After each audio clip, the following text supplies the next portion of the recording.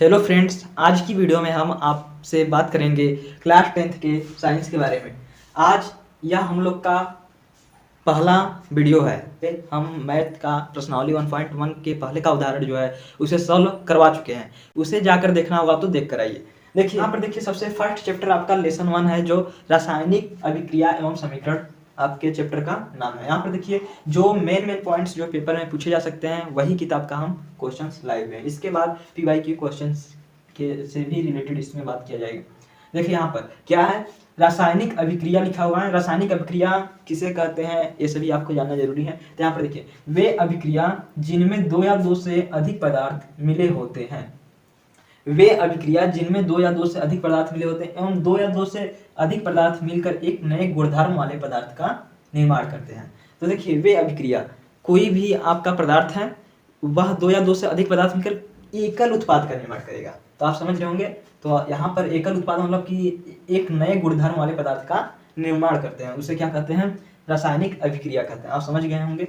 जैसे उदाहरण में देखिए क्या है, H2 + O2 बराबर क्या हो गया, जल, H2O बन गया। अब इसी प्रकार से मैग्नीशियम और ऑक्सीजन है, मैग्नीशियम ऑक्साइड बन गया। तो आप समझ रहे होंगे। तो रासायनिक अभिक्रिया के बारे में क्वेश्चन आएगा कि रासायनिक अभिक्रिया किसे कहते हैं, तो आप इतना लिख सकते हैं, वे अभिक्रिया जो दो या दो से अधिक पदार्थ से मिलकर बने होते हैं और वे जो पदार्थ होते हैं एक नए गुणधर्म वाले पदार्थ का निर्माण करते हैं। इतना आप लिख देंगे, आपको 2 नंबर मिल जाएगा। उदाहरण दे देंगे 1 या 2 ठो, समझ रहे हैं। यहाँ पर देखिए अन्य उदाहरण इसके क्या हो सकते हैं, इसके अन्य उदाहरण आपको मन होगा पेपर में तो लिख सकते हैं। यहाँ पर हम आपको बता दे रहे हैं क्या है, भोजन का पकना, श्वसन, दूध से दही बनना, ये उदाहरण हो गया। और एक उदाहरण और है जो कि आपके लिए इंपॉर्टेंट है, मैग्नीशियम रिबन को वायु में जलाने पर मैग्नीशियम ऑक्साइड का बनना।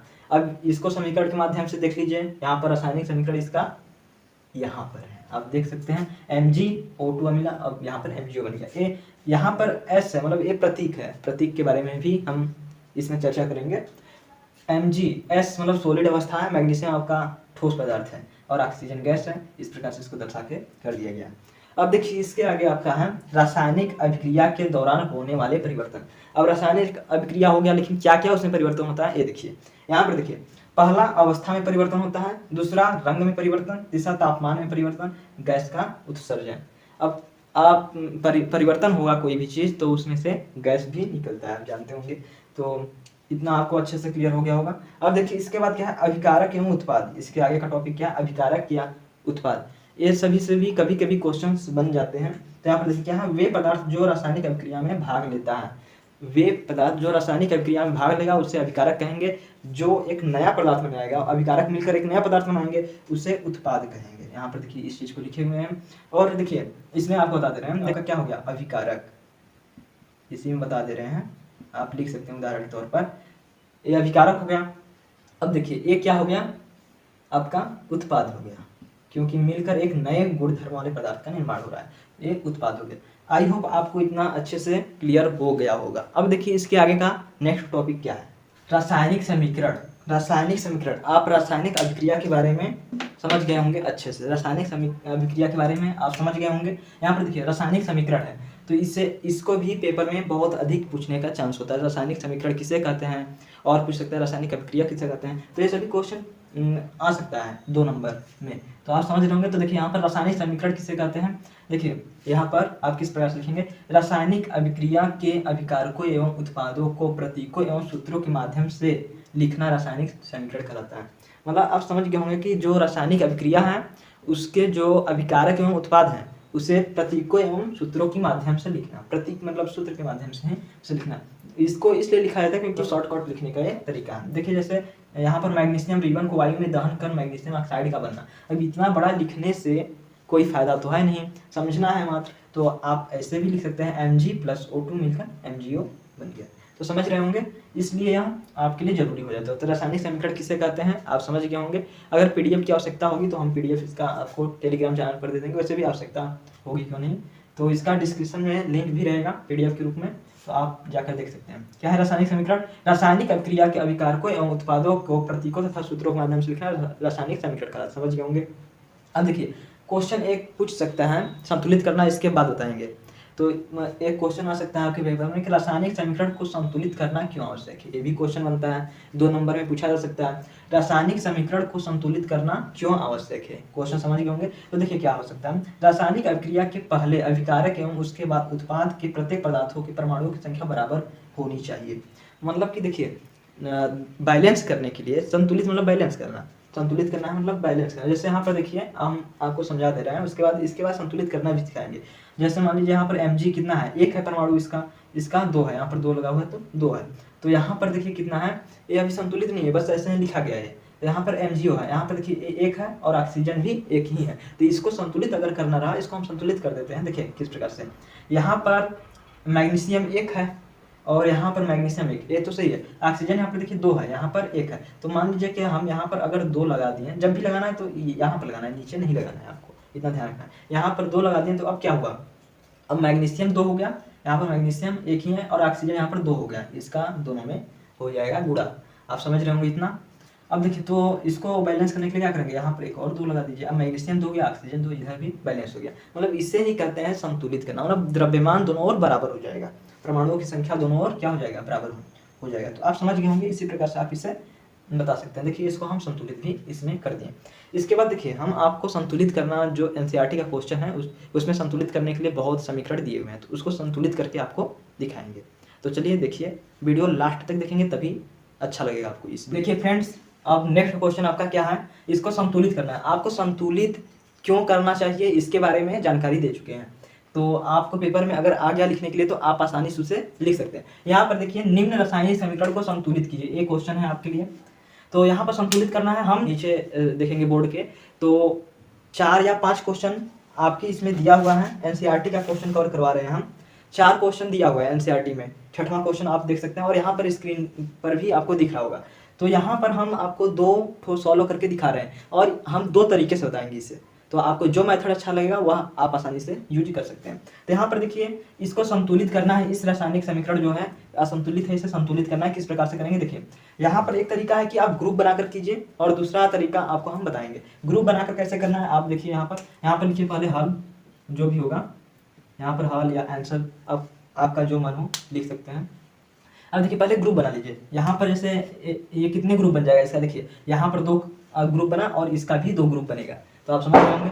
यहाँ पर देखिए इसका ग्रुप बनाएंगे तो क्या है, इसमें H है, H में कितने हाइड्रोजन कितनी संख्या है, 1, और परमाणु की संख्या, और यहाँ पर कितनी संख्या है, यहाँ पर भी 1 ही है। ऑक्सीजन का यहाँ पर देख रहे होंगे आप 3 है।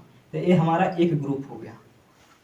और देखिए ग्रुप ऐसा बनाइएगा कि अभिकारक 1 बार और जो है उत्पाद 1 बार, इस प्रकार से कीजिए, मतलब कि लाइन बाय लाइन कीजिएगा। यहाँ पर देखिए HNO3 एक ग्रुप बन गया इसका। अब इसका ये देखिए, ये हम लोग का क्या है, अभिकारक और उत्पाद के बारे में हम आपको बता चुके हैं। ये हमारा अभिकारक है और यहाँ पर उत्पाद है, तो इसका ग्रुप इधर रहेगा और इसका ग्रुप इधर।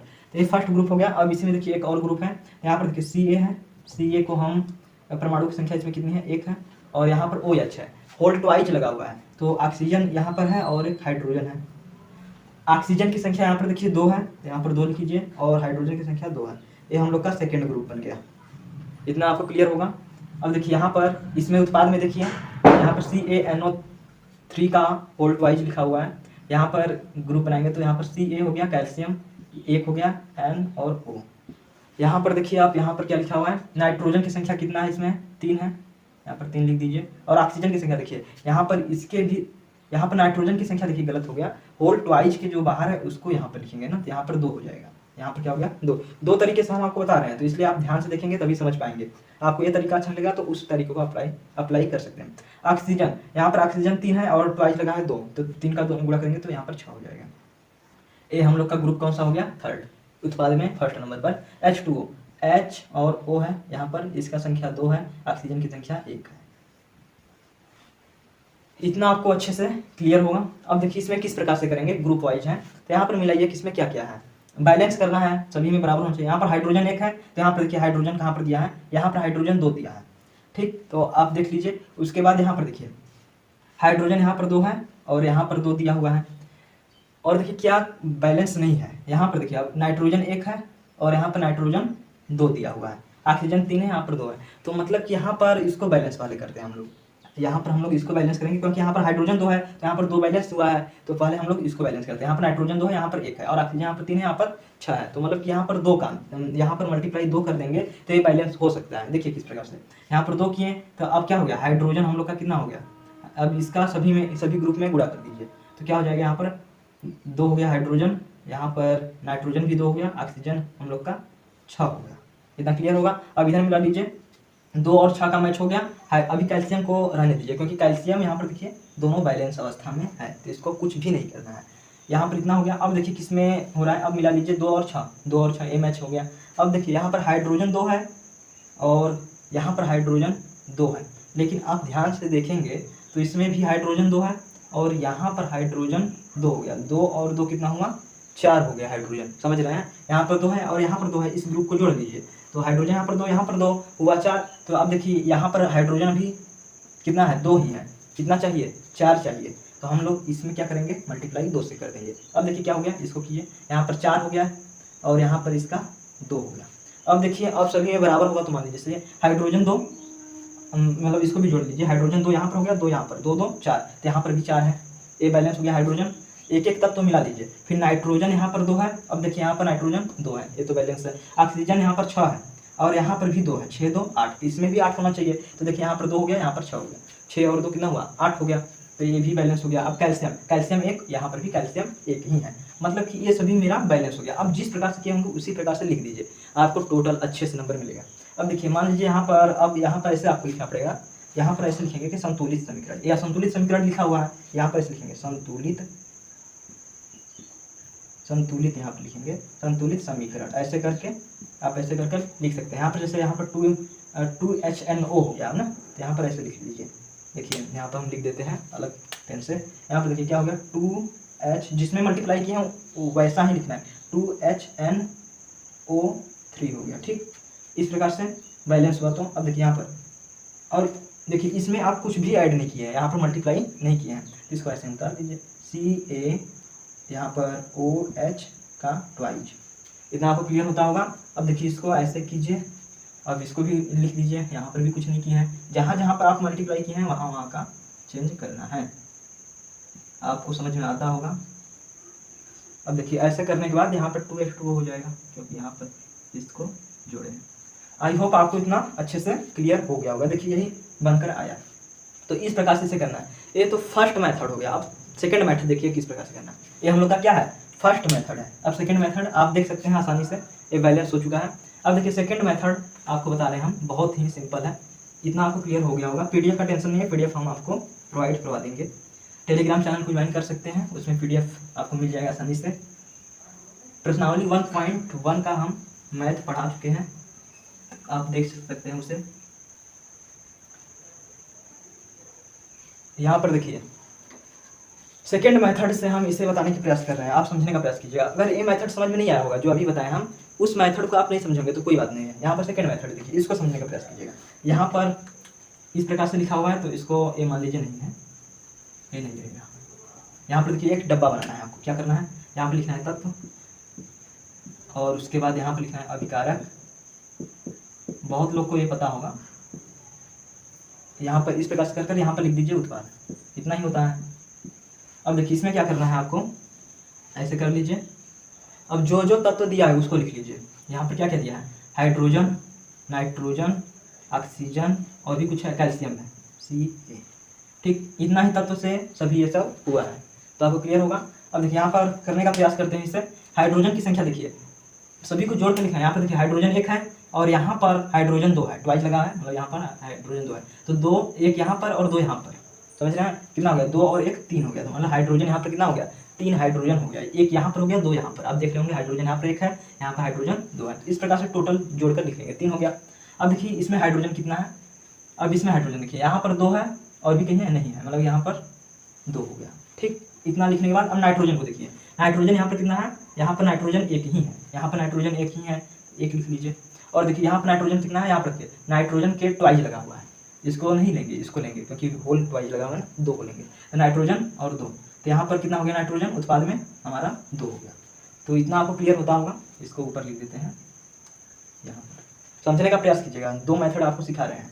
अब देखिए ऑक्सीजन, ऑक्सीजन यहाँ पर कितना है, यहाँ पर 2 है, ट्वाइस लगा हुआ है, तो यहाँ पर 2 और यहाँ पर 3, तो 2 और 3 कितना हो गया, 2 और 3 आप बता सकते हैं। यहाँ पर ऑक्सीजन 3 है, यहाँ पर 2 है, तो 3 और 2 5 हो गया, समझ रहे हैं ना, यहाँ पर 5 हो गया। और यहाँ पर देखिए, यहाँ पर ऑक्सीजन कितना है 2, और यहाँ पर ऑक्सीजन 1 ही है, यहाँ पर 3 है, 3 और 1 कितना हुआ 4 हो गया। ठीक, इतना आपको क्लियर होता होगा। अब कैल्शियम देखिए यहाँ पर 1 और यहाँ पर भी 1 है, मतलब ये बैलेंस है। इतना अच्छे से आप समझ गए होंगे। यहाँ पर ऑक्सीजन 3, यहाँ पर भी 2 है, 3 और 2 कितना हुआ 5 हो गया। इतना आपको अच्छे से क्लियर होता होगा कि यहाँ पर ऑक्सीजन 2 है, यहाँ पर 3 है, तो 2 और 3 जोड़ देंगे 5 हो गया। इसी प्रकार से हम इसको भी किए, हाइड्रोजन 1, यहाँ पर 2, 2 1 3 हो गया। अभी देखिए इस प्रकार से इसको संतुलित करने का प्रयास करते हैं। किस प्रकार से करेंगे, देखिए यहाँ पर आप यहाँ से शुरू कीजिए, नाइट्रोजन से इसको बैलेंस करना पहले कीजिए। 3 और 2 यहाँ पर है, यहाँ पर 1 और 2, 5 और 4 1 1, ये तो संतुलित है। यहाँ पर देखिए, अगर यहाँ पर मान लीजिए हम गुणे 2 करें, यहाँ पर गुणे 2 करें तो ये क्या हो गया 2 हो गया, ये दोनों बैलेंस हो गया।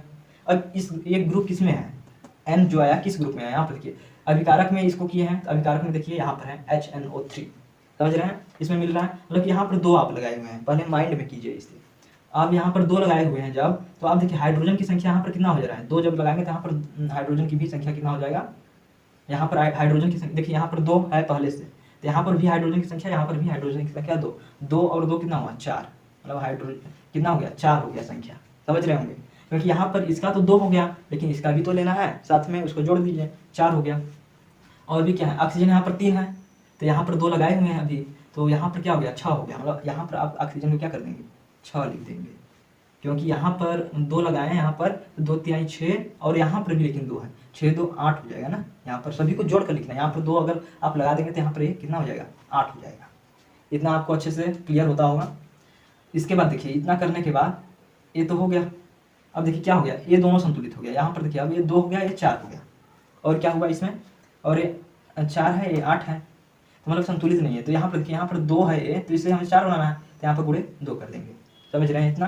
तो जब यहाँ पर गुणे 2 करेंगे तो किस में एक किस ग्रुप में आएगा, उत्पाद में देखिए यहाँ पर H2O है, हाइड्रोजन यहाँ पर दिया हुआ है, तो इसमें मान लीजिए 2, अभी इमेजिन कीजिए मात्र, क्या करना है इमेजिन करना है। तो यहाँ पर 2 किए, तो यहाँ पर क्या हो गया 2 दूना 4 हो गया हमारा, ये दोनों बैलेंस हो गया, हाइड्रोजन हमारा क्या हो गया बैलेंस हो गया, समझने का प्रयास कीजिएगा। हाइड्रोजन हमारा क्या हो गया बैलेंस हो गया। अब देखिए यहाँ पर 4 हो गया, यहाँ पर क्या हो गया 4 हो गया। इसके बाद देखिए ऑक्सीजन कितना हो जाएगा, अगर यहाँ पर 2 लगाए तो ऑक्सीजन यहाँ पर 2, और यहाँ पर है हमारा ऑक्सीजन 3 दूना 6 है, और 6 2 कितना हुआ 8 हो गया, मतलब कि यहाँ पर कितना हो जाएगा 8 हो जाएगा। आप समझ रहे होंगे। इस प्रकार से आपका अब देखिए मिला लीजिए 4 और 4, 2 और 2 8 और 8 1 और 1, मतलब ये संतुलित आपका अच्छे से हो गया। तो यहाँ पर लिख दीजिए संतुलित समीकरण, संतुलित समीकरण। फिर वही चीज़ आ गया, किस प्रकार से आप किए थे उसी प्रकार से लिख दीजिए। यहाँ पर 2 लगाए हुए हैं, तो एन देख लीजिए कहाँ पर है, यहाँ पर है, मतलब यहाँ पर 2 लगाए हैं। आप जब भी लगाएंगे यहाँ पर लगाएंगे, तो सभी में करेंगे ना ये सभी क्रियाकलाप, तो यहाँ पर क्या हो जाएगा 2, फिर उसके बाद HNO3 प्लस। देखिए कितने आसानी से ये भी आप मेथड अपना सकते हैं। देखिए यहाँ पर सभी बैलेंस हो चुका है, 2HNO3, और यहाँ पर हो गया CaOH2, फिर यहाँ पर हो गया 2, फिर इसको ऐसे करेंगे, फिर यहाँ पर देखिए CaNO3 का ट्वाइस लगा हुआ है, समझ जाइए आप। उसके बाद यहाँ पर 2H2 हो जाएगा। देखिए यहाँ पर 2 लगाए हुए हैं ना, हाइड्रोजन इसमें है, यहाँ पर 2H2O। इस प्रकार से आपका फिर से संतुलित वही एकदम देखिए सेम राइट आंसर आया। तो इस प्रकार से कर सकते हैं। आई होप आपको यह अच्छा लगा होगा। अब देखिए आप एक वीडियो ज़्यादा लंबा हम नहीं करना चाहते हैं, ये वीडियो ज़्यादा लंबा हो जाएगा तो अच्छा नहीं होगा। अब देखिए जितना भी क्वेश्चन यहाँ पर आपको दिया हुआ है, तीन क्वेश्चन हैं, तो इसे आप अच्छे से इस तरीके से कर सकते हैं। आपको जितने तरीके होते हैं, मतलब फर्स्ट और सेकंड जो नियम अच्छे हैं उसको हम बता दिए हैं। अगर यह वीडियो आपको पसंद आया होगा तो इस चैनल को सब्सक्राइब करके एक लाइक अवश्य कर दीजिएगा, जिससे कि सब्सक्राइब कर लेंगे तो आपके पास नोटिफिकेशन जाएगा। फिर मिलते हैं ऐसे ही नेक्स्ट वीडियो में। जय हिंद, वंदे मातरम।